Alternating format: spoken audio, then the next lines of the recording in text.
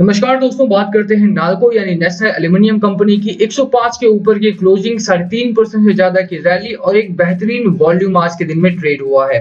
बात करेंगे, लगातार स्टॉक में गिरावट थी और तभी मैंने आपको बोला था कि अभी होल्ड करो, क्योंकि नाल्को एक ऐसा स्टॉक है जो लगातार हायर हाइज लगा रहा है, लगातार न्यू 52 हाई वीक हाइज बनाता है और यहाँ पर स्टॉक आपको दोबारा से 52 वीक हाई की तरफ निकल गया है और आज में भी एक नया 52 वीक हाई बनाया भी है स्टॉक ने। बात करेंगे कि क्या अभी भी खरीदारी करनी है। एक बड़ी खबर ये भी है, जैसा आप यहाँ पर देख सकते हो कि राकेश झुनझुनवाला साहब ने यहाँ पर अराउंड 2.5 करोड़ शेयर्स बाय किए हैं नाल्को में। क्वार्टर 2 में ही बाइंग हुई है, यानी जून क्वार्टर में बाइंग हुई है, अब डिस्क्लोज हुई है यहाँ पर जाकर के। आप समझते हैं कि जब आरजे साहब यहाँ पर बाय किए हैं तो कुछ ना कुछ बड़ा और धमाकेदार यहाँ पर होने वाला है, यानी कि स्टॉक एटलीस्ट यहाँ पर डबल हो सकता है। बात करेंगे कहां पर आपका टारगेट होना चाहिए, कहां पर खरीदारी होनी चाहिए, कितने दिनों में स्टॉक का कितना टारगेट लेकर के चलना है, सब कुछ बताऊंगा इस वीडियो में। चलिए शुरू करते हैं, बट उससे पहले अगर आप चैनल पे नए हो तो प्लीज चैनल को कर दो subscribe and hit that bell icon ताकि आपको नोटिफिकेशन मिल सके। चलिए स्टार्ट करते हैं। बात करें नाल्को की, एक बेहतरीन स्टॉक है, गैप अप ओपनिंग हुई थी आज के दिन में और वीकली चार्ट अगर आप देखें तो बहुत गजब का चार्ट दिखाई देता है।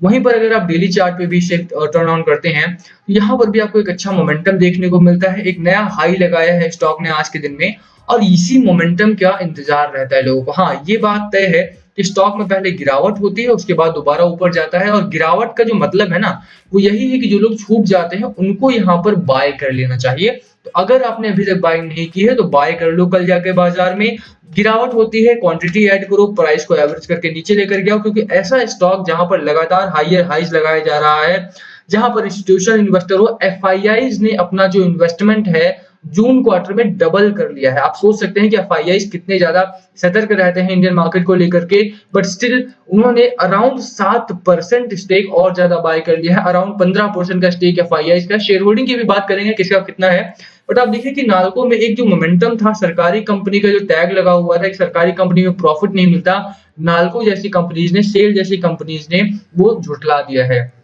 बड़ी बड़ी कंपनीज में इतना प्रॉफिट इस साल नहीं मिला है जितना नाल्को और सेल जैसी मेटल कंपनीज ने यहाँ पर दे दिया है। बाकी कंपनीज भी बहुत तेज रफ्तार से बढ़ी हैं, बट नाल्को स्पेसिफिकली इस वीडियो में बात करें तो यहाँ पर जो प्रॉफिट बना है आपका वो आगे भी जारी रहेगा।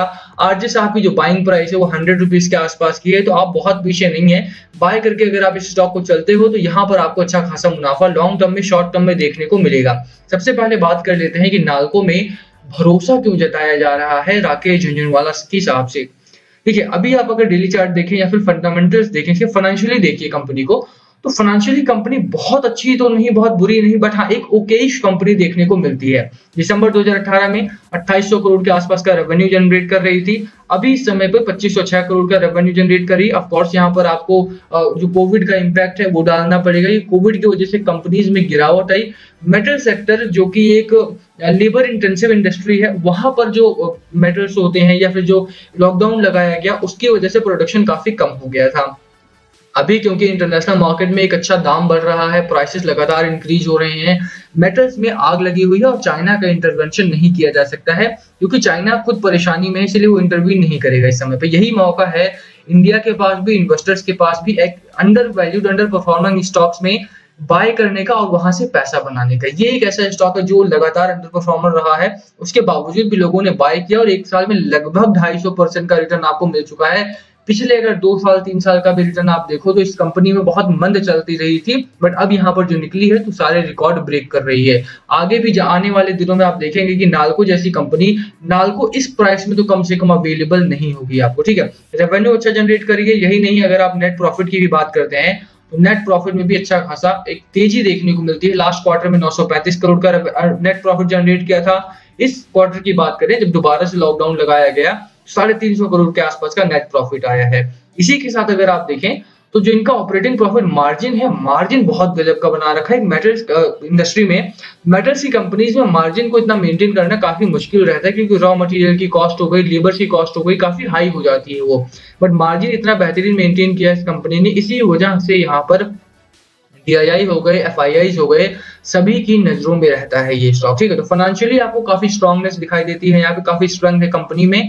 अगर आप शेयर होल्डिंग की बात करते हैं, शेयर होल्डिंग भी चेक कर लेते हैं। देखिए, सबसे पहले अगर आप देखें तो ओवर 1 ईयर में 250% का रिटर्न आपको जनरेट करके दिया है नाल्को ने। तो नाल्को एक बेहतरीन कंपनी है, रिटर्न्स अच्छे हैं, फंडामेंटल्स अच्छे हैं। अगर आप बात करें शेयर होल्डिंग पैटर्न की, तो म्यूचुअल फंड ने थोड़ा-सा अपना शेयर होल्डिंग कट डाउन किया था यहाँ पे सितंबर क्वार्टर में, और सितंबर क्वार्टर में ही अगर आप देखें तो एफआईआईज़ ने अपनी शेयर होल्डिंग को डबल कर दिया है, ऑलमोस्ट 8.64% से बढ़ा करके 15.22% कर दिया है, जो कि काफ़ी गजब की शेयर होल्डिंग मानी जाएगी यहाँ पे, ठीक है। अगर इतनी ज़्यादा शेयर होल्डिंग बढ़ाई है और वो भी सितंबर क्वार्टर में, जब कंपनी अराउंड इसी प्राइस पे ट्रेड कर रहे थे। अगर आप सितंबर में देखते हैं, जून से लेकर सितंबर तक, तो कंपनी कोई बहुत अच्छा मार्क नहीं बना रही है। कंपनी लोअर प्राइस पर ही ट्रेड कर रही है, अराउंड इस प्राइस पर ही ट्रेड कर रही है। तो साफ तौर पर यहाँ पर कंपनी को अगर 80 से लेकर के 100 के बीच में बाय किया गया है और एफआईआई एंटर हुए हैं, दैट मीन्स कि स्टॉक आपका डबल होने की उम्मीद आपको रखनी चाहिए। इस स्टॉक में अगर आपने पैसा लगाया है तो वेट करने के लिए मैं बोलूंगा 5%, 10%, 15% लेकर के ना निकलें। डबल का वेट कीजिए, ट्रिपल का वेट कीजिए। ये स्टॉक में पोटेंशियल है, कैपेबिलिटी है, और समय देखिए कितना अच्छा है। जो एक बड़ा कॉम्पिटिटर है इंडिया का, यानी चाइना एशियन मार्केट में, वो इस समय पर बहुत परेशानी में है और वो इंटरवेंशन नहीं कर सकता है। यही मौका है इंडिया के पास भी और इन्वेस्टर के तौर पे आपके पास भी। देखिए, मैं इसको एक वीकली चार्ट पे सेट करके आपको ट्रेंड दिखा देता हूँ कि ट्रेंड क्या चल रहा है। देखिए, यहाँ पे अगर आप ट्रेंड की बात करें तो यहाँ से आपका मार्केट शुरुआत होती है और लगातार अगर आप देखें तो हायर हाइज लगा रहा है स्टॉक आपका, ठीक है। यहाँ से अगर आप देखें तो ये आपका हाई लगाया है और यहाँ से एक ट्रेंड बन जाता है आपका इस पॉइंट पर। तो ये आपका ट्रेंड है लगातार कि एक हायर हाइज लगातार लगा रहा है और यहाँ पर भी स्टॉक रुकने वाला नहीं है। 107 हिट करेगा, 108 हिट करेगा, थोड़ी सी गिरावट दोबारा से होगी, बट दोबारा से ये ऊपर की ओर भागता हुआ दिखाई देगा। इसीलिए मैं बोलूंगा कि मौका आपके पास अच्छा है।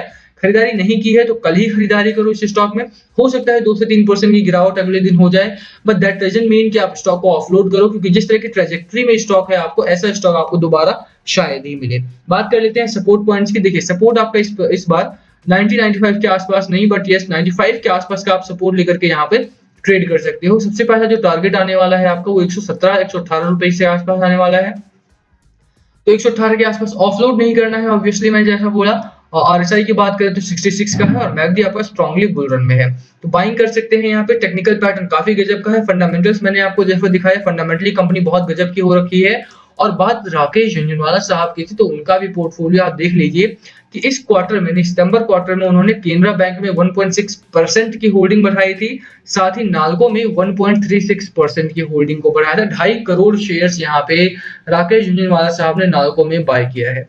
कंपनी की ट्रेजेक्टरी बहुत अच्छी चल रही है, फंडामेंटली कंपनी अच्छी है, इंटरनेशनल मार्केट में प्राइसेस बढ़े हैं, और टेक्निकल पैटर्न की बात करें तो वो भी मैंने आपको दिखा दिया है। तो खरीदने का जो लास्ट कॉल है वो आपका होना चाहिए श्योरली, बट मुझे नहीं लगता कि आपके पास ऑप्शन है कोई इस स्टॉक को अवॉइड करने का, ठीक है। बाकी कोई सवाल हुआ तो कमेंट सेक्शन में पूछ सकते हैं श्योरली। अब बात करें बाजार की, तो बाजार का जो बादशाह है यानी रिटेल इन्वेस्टर, पिछले 3 दिनों से अगर आप देखेंगे तो डीआईआई और एफआईआई जहां माल डंप कर रहे हैं, वहीं पर रिटेल इन्वेस्टर ने अपनी बाइंग को बढ़ा दिया है और बहुत ज्यादा तगड़ी बाइंग यहाँ पर लगातार इन्वेस्टर्स ने की है।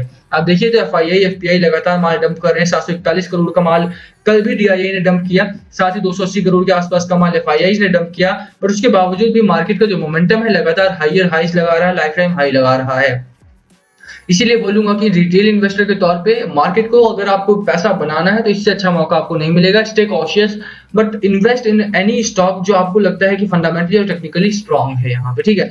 नाल्को से बेहतरीन स्टॉक मेटल्स इंडस्ट्री में मुझे नहीं लगता कोई है, तो लास्ट कॉल आपका है, बाइंग कीजिए। यहाँ पे अच्छा रिकॉर्ड है। यहाँ पे मुझे लगता है कि 30 to 40% का अपसाइड यहाँ पे आने वाले 4 से 5 महीनों में देखने को मिलेगा। तो रुकिए, स्टॉक में बाइंग करते हैं तो स्टॉक रुकना है आपको, वहां पे फटाफट निकलने की स्ट्रैटेजी ना बनाए तो ज्यादा बेहतर है। बाकी लास्ट कॉल आपका है, बाय करना है, सेल करना है या होल्ड करना है, क्या है आपकी स्ट्रैटेजी नाल्को को लेकर के, प्लीज कमेंट करके शेयर करना। वीडियो पसंद आई हो तो लाइक करना, चैनल पे नए हो तो सब्सक्राइब किए बिना मत जाना। Thank you for watching and please comment below अगर कुछ पूछना हो तो। Thank you.